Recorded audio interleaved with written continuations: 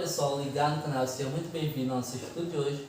Hoje que estamos aí na metade da segunda, metade da nossa lição, vamos aprender mais na nossa lição, Serva do Senhor. Então, já pegue sua lição, pegue sua Bíblia e vamos ao nosso estudo de hoje. Mas antes, se inscreve no nosso canal do Direção, Instagram, do Direção, deixe seu like, ative o sino e vamos lá para o nosso estudo de hoje.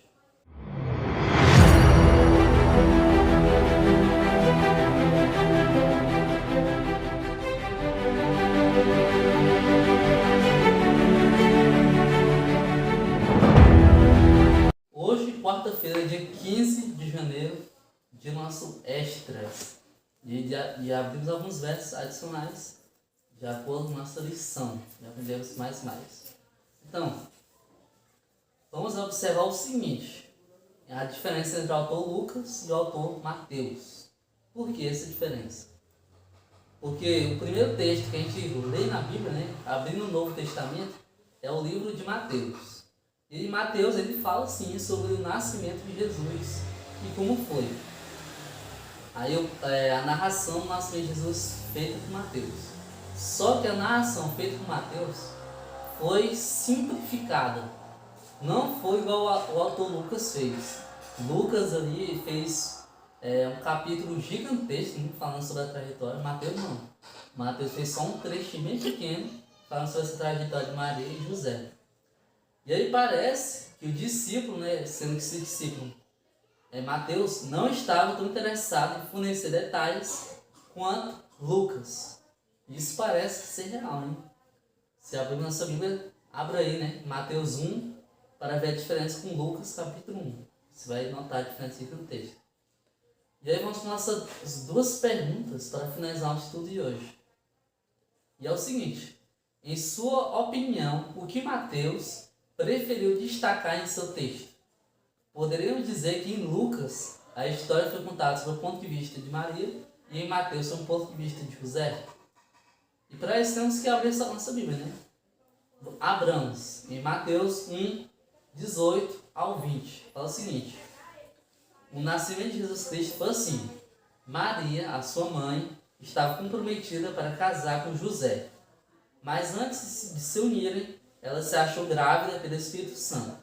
José, com quem Maria estava para casar, sendo um injusto e não querendo envergonhar em público, resolveu deixar sem que ninguém soubesse.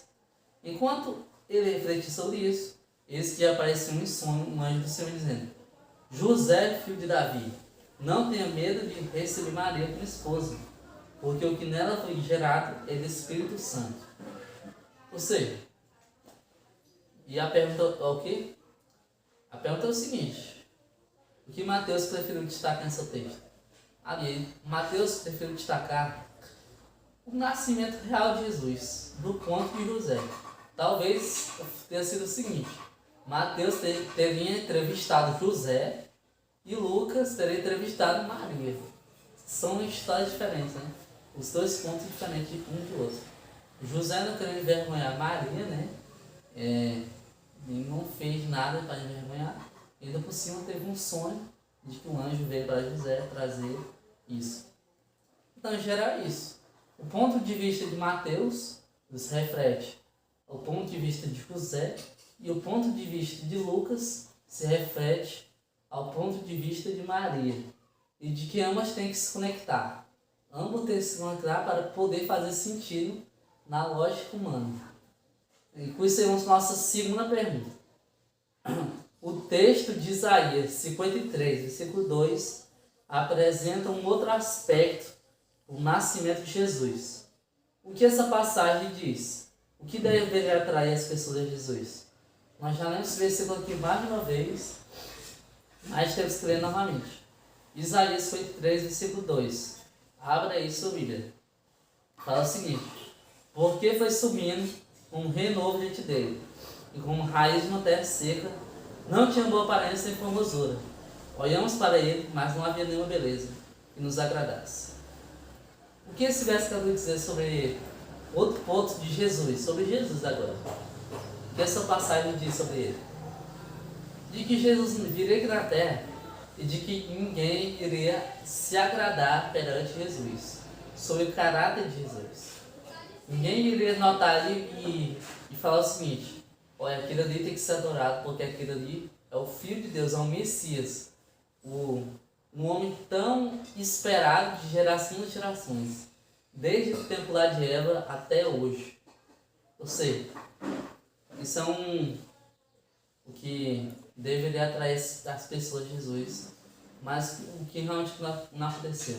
As pessoas não foram atraídas pelo caráter de Jesus, que era o caráter de Deus aqui na terra. E com isso aí, finalizamos nosso estudo de hoje, quarta-feira, e vamos para a nossa oração de hoje.